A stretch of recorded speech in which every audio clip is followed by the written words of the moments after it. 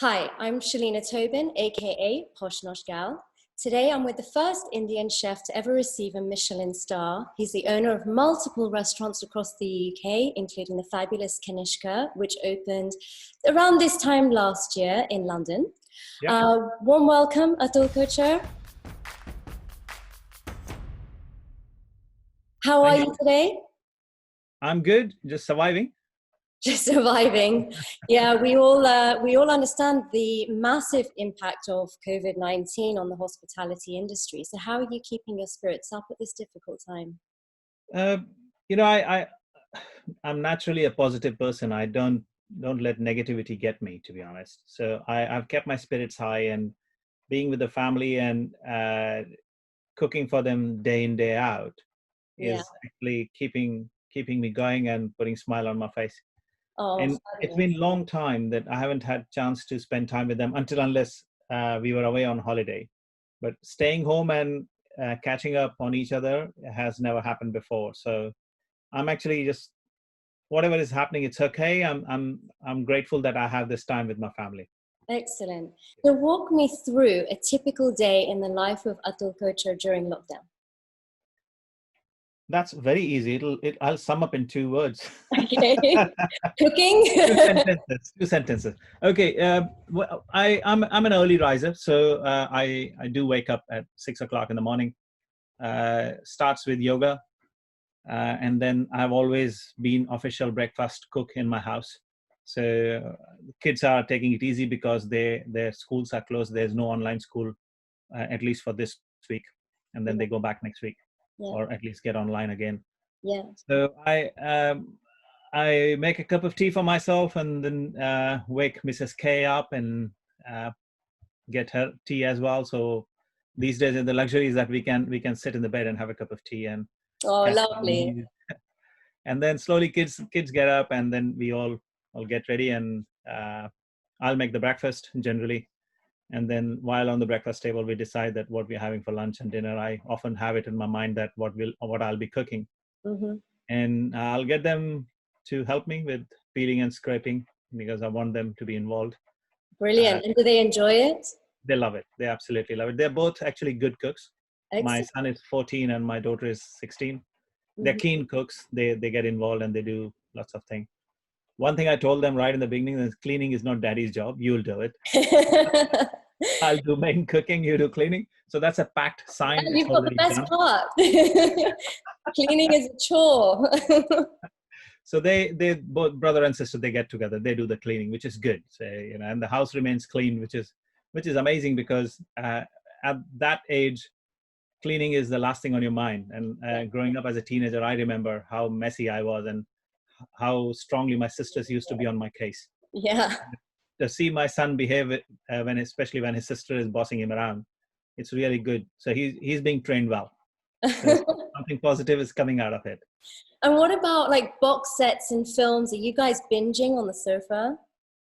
Binging on sofa. So I grew up in my family is Punjabi in heritage, and I grew up in eastern part of India. So my Punjabi is really poor, very very poor. I have whatever Punjabi I know, I have learned after coming to the UK, to be honest. So my wife, full-fledged Punjabi person. So whenever I spoke in Punjabi, she would make fun of me. So I'm brushing up and trying to catch up on my Punjabi and watching lots and lots of Punjabi movies. And Oh, I fantastic. I'm I'm very happy to say that my Punjabi has become quite good in this lockdown period, to be honest, because kids are also into it, though they don't understand that well, but they read the subtitle and get on with it. Yeah. But I'm finding that I know so many words which before I wouldn't even know. I wouldn't know the meaning of those.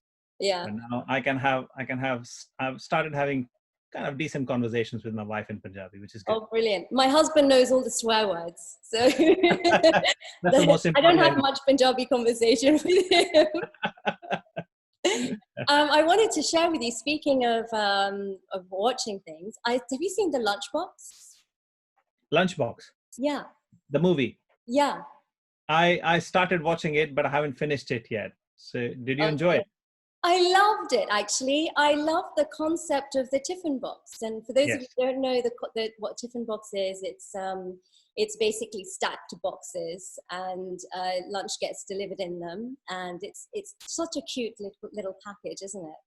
And I So love the whole the, concept. And haven't the seen it dabbawalas, for years. Yes, dabbawalas in Dabbawalas. Mumbai, Yeah, they are actually, they have been going, and it's been a very old tradition in Mumbai to send lunch boxes to your partner's stroke spouses or husband. yeah. And as much as I know, Harvard Business School actually did a study on them, that they have till date, there's a record that they have never missed any lunch box, and they have never missed the time, and it all works according to the train timetable for them. Right. It's amazing that how that network works, and it works only on small handwritten chits basically.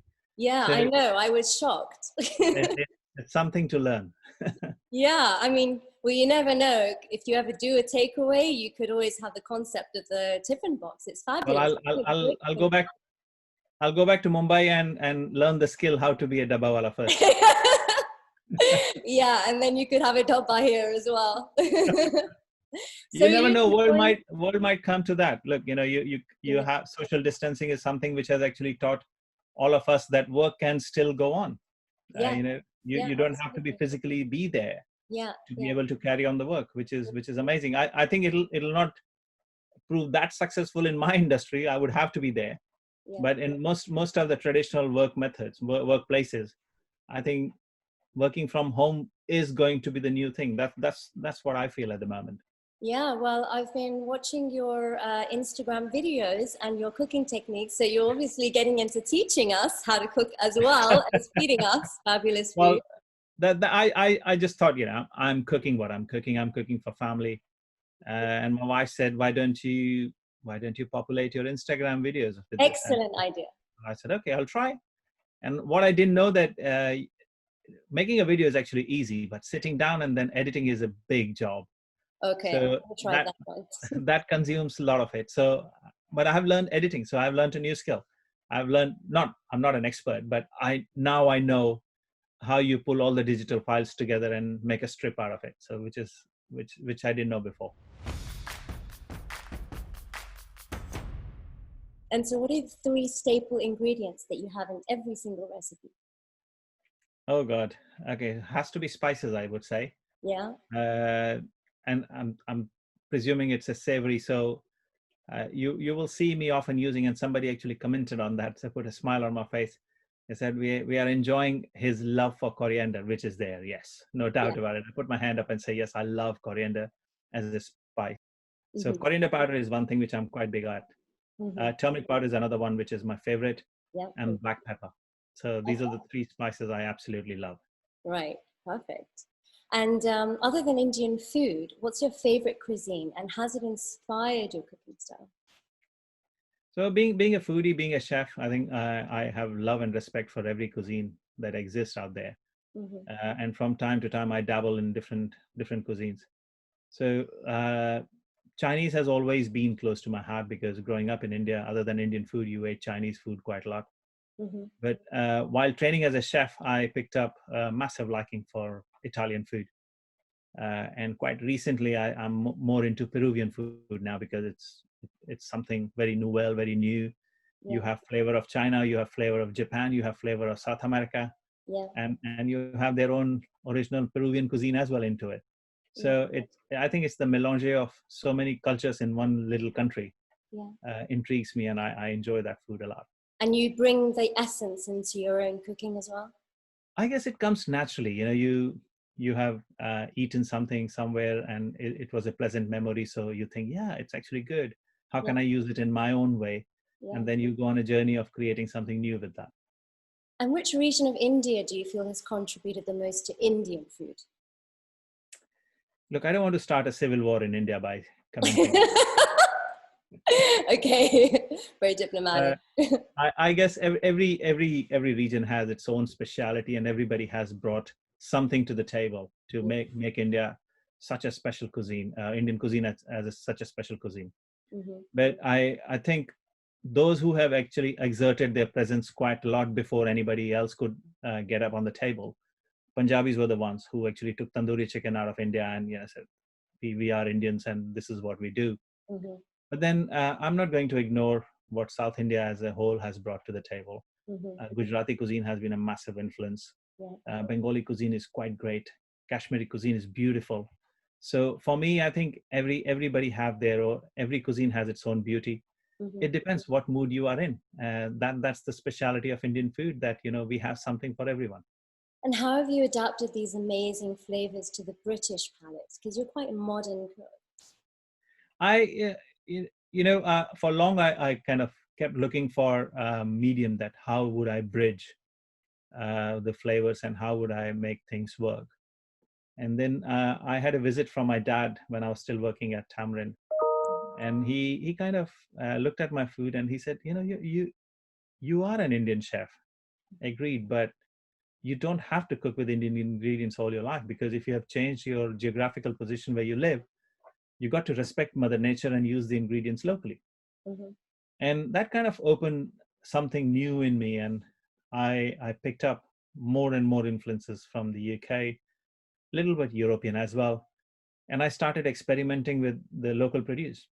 And always, initial results were very encouraging, and slowly I dabbled with all types of meats and the fish and the vegetables, and then it became part of me, and I very easily I just do what I want to do and pick up the ingredient, and I know how I'm going to play around with it. Which flavors to make work with it. It comes quite natural. So I think if you understand your ingredient well, it becomes your second nature, that how you want to cook it. Salt and pepper, or you want to put all 5 or 6 different spices, it doesn't matter really. Yeah, and also you have so much passion for it as well. So, I think all of that combined with a lot of love and a lot of passion, and you get to where you are, right? Shalina, what's life without passion? Yeah, exactly. So other than food, do you have any personal passions?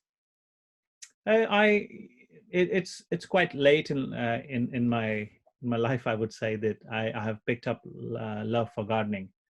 Oh. And I'm slowly learning. I wouldn't say I'm an expert gardener, but I absolutely love being with nature, digging and planting new plants and looking after them like little babies. Oh, I love it. I did it for last 2-3 years, 3 seasons I have done it now, and this year also I'm looking forward to do more of it. So last year I grew a lot of potatoes and onions and garlic, lots of tomatoes. We had zucchini. We had so much beans. I was taking it to my restaurants. And then autumn, we had so many squashes. Actually, there is still one squash left in the shed, and I'm thinking, I don't feel like eating it now, so leave it. Might throw it in the composter. Well, also, I've learned that you are very passionate about cricket. Love cricket. It's like a religion. So imagine that you're cooking lunch for the players at the England and India cricket match at Lord's. What would you cook, and how different would it be for either team? Cooking for British cricketers, Indian food is actually quite easy. I've done that a few times. So yeah, I will cook the way I cook it, and I think they will still love it. So there are a few basic things I've noticed about everyone. There are classic combinations made by Mother Nature, and if you work with them, you will always hit the spot. Mm-hmm. And just put a very simple example is lamb and potatoes. You will never go wrong. Doesn't matter whether you just put salt, pepper, butter, or you put cumin seed, turmeric, ginger, chili, and everything. As long as there's lamb and potato, everybody will have a smile on their face. Well, not too much chili at a cricket game, I think. No, of course not. Of course not. Even as an Indian, I would say, we need to learn, and it's not a criticizing. It's a kind of little technical knowledge, technical know-how, that people need to use the spices to assist the main ingredient, not mask it. Yeah. So a potato should taste like potato, not like chili. Yeah. So if chili overtakes the flavor of potato, then you have defeated the whole purpose. Yeah. So I always cook with that sense. So if I had to make a menu, I would go for a fish starter, which I would like to barbecue, stroke, tandoor. So salmon comes to my mind. I think salmon would be amazing, and a very simple marinade made with lime and ginger, Sounds good. and a little bit of coriander leaves and spinach thrown in to keep the green bit on it, Uh-huh. and just grill it simply, and it'll work out incredibly well. Serve some grilled tomatoes with it.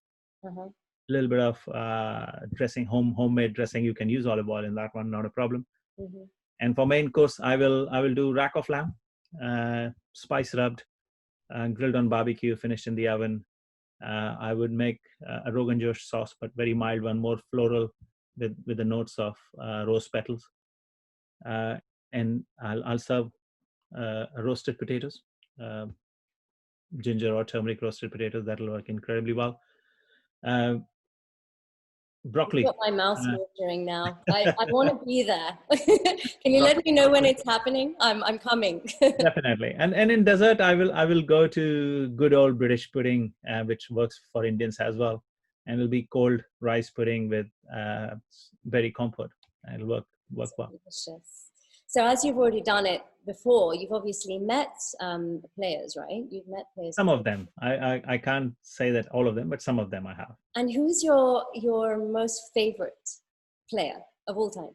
From all time. I might sound like a little dinosaur here, but the person I admire most, and I have looked up to him for a lot of inspiration, is Kapil Dev. Okay. He's a great cricketer. He's retired now, long time retired, but he's done incredibly well for Indian cricket. And in the current times, I look up to Virat Kohli. He's one of my favorite, but so is Mahendra Singh Dhoni. Mm-hmm. And on English side, Ben Stokes is my favorite, all-time favorite. Amazing. Without him, there is no English cricket these days for me. If I'm watching English team play, I want Ben Stokes to be there. But having said that, there have been amazing cricketers out of English team as well. One of the old ones was the David Gower. Mm-hmm. He's been my favorite. I think he was a very stylish human as well. Lot of good ethos and positivity in him, Yeah. which has made him really, really good. And Ian Botham, very charismatic, a big favorite of mine. Even when he used to play against India, I used to sit up to watch how well he played, and what a great all-rounder he was. Amazing. So do you go regularly to watch the games? Do you go every year? I as and when I can, but I don't miss any of the main matches. And if I have to be homebound, Yeah. then I take leave from my work and I say, I'm not well, guys. I'm not coming to work. I've got a funny cricket story for you. You want to hear it? Yeah, sure. So my husband scored the winning runs at a corporate match at Lord's. Wow. And just as he was coming off the pitch, he heard me say, "Hi, uncle," to the umpire. And it happened to be Sunil Gavaskar. And that was the Ooh. first time that my husband realized that Sunil Gavaskar was my uncle. And he's never Wow. forgiven me for not telling him early on in life. Fantastic. Even I didn't know. That's amazing. Yeah, it's quite funny. He's quite shocked. He's such a great cricketer, Sunil Gavaskar. Yeah, yeah, Such and he's a great guy as well. He's very little master.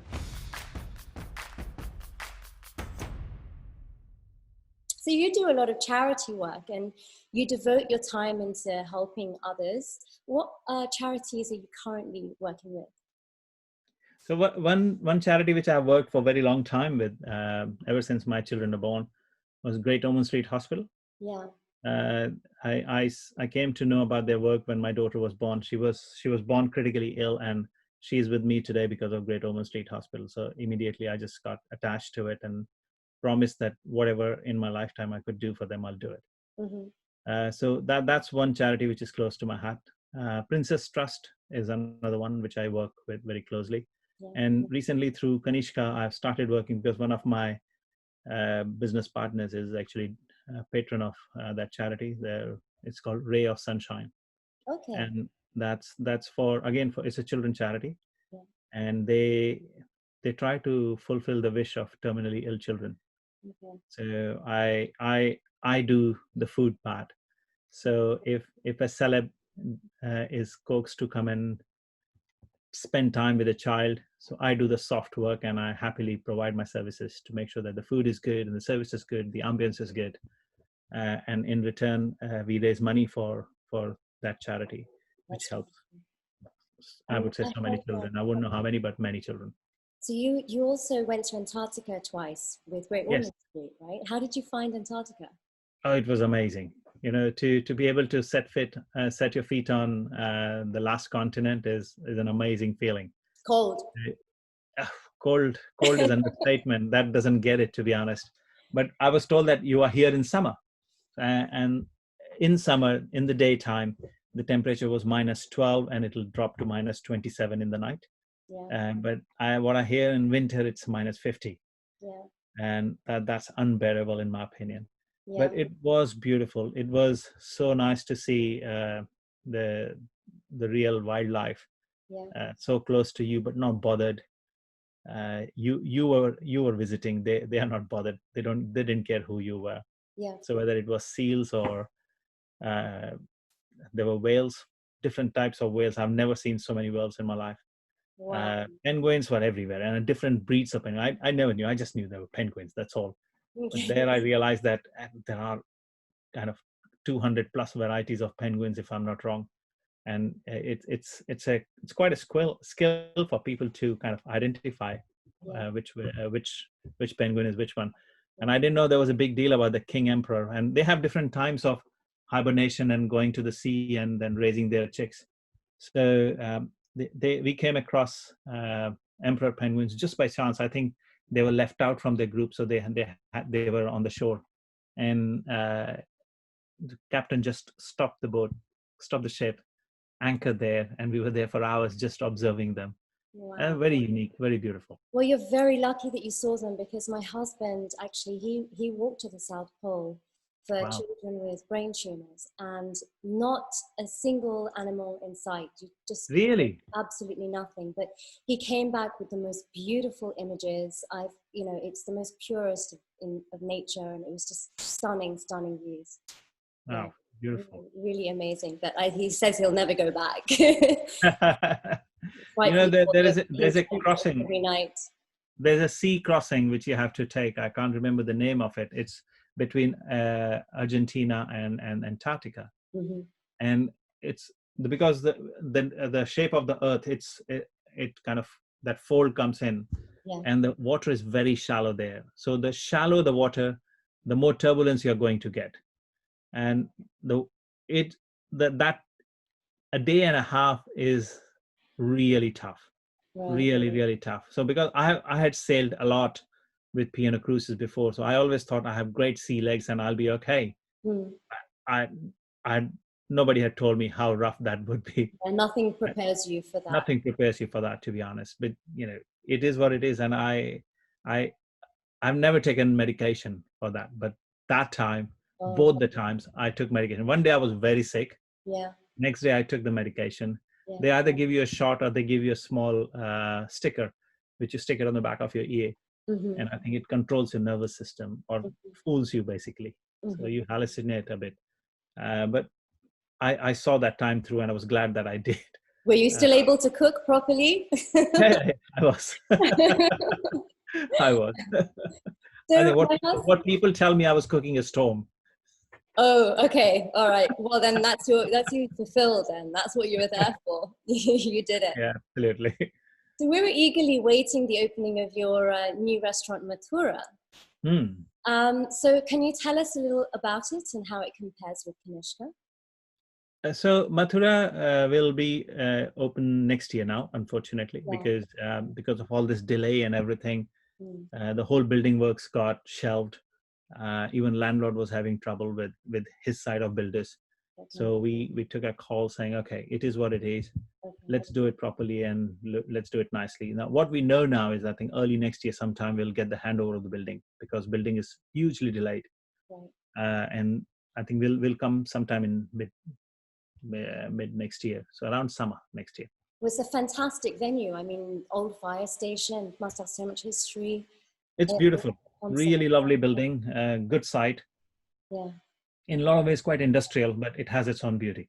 Right. And the design which has been done by Rosendale, they have made a beautiful, spectacular design. I Yeah, don't I think know their work. They're amazing. they are amazing designers. I don't think any Indian restaurant comes closer to that. And I'm not saying for the sake of saying, but I've obviously I go and observe other people's work as well.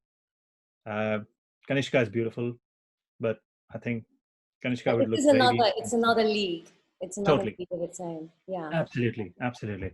So the cuisine wise, I'm still exploring that what all I want to do there. It will be modern Indian cuisine, Mm-hmm. more aligned with what I have done always. And but inspiration is really from far flung areas. So I'm taking. So Kanishka was the king in second century BC, and his capital was city of Mathura. Okay. Hence, I have called this restaurant Mathura. Okay. And in his time, India had amazing relations because he was Buddhist. India developed a lot of relations with Iran, then Afghanistan. Uh, uh, Pakistan was always part of India. Uh, China, Tibet, Bhutan, going up till Burma, Myanmar, and Sri Lanka.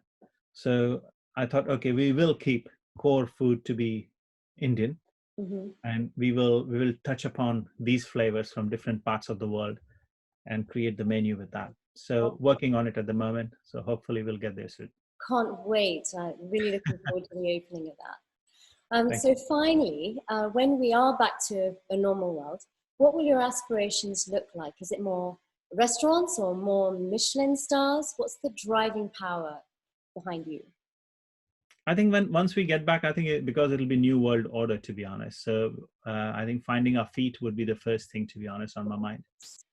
But I'll keep the creativity pretty high all time, no doubt about it.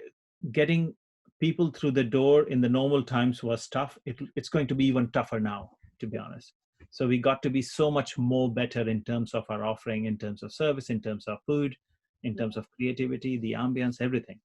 So I'm still trying to figure out putting all the pieces of the juggle together, saying that what should be our main focus from here on. But I think with all the changed ethos we are going to have in front of us, Mm-hmm.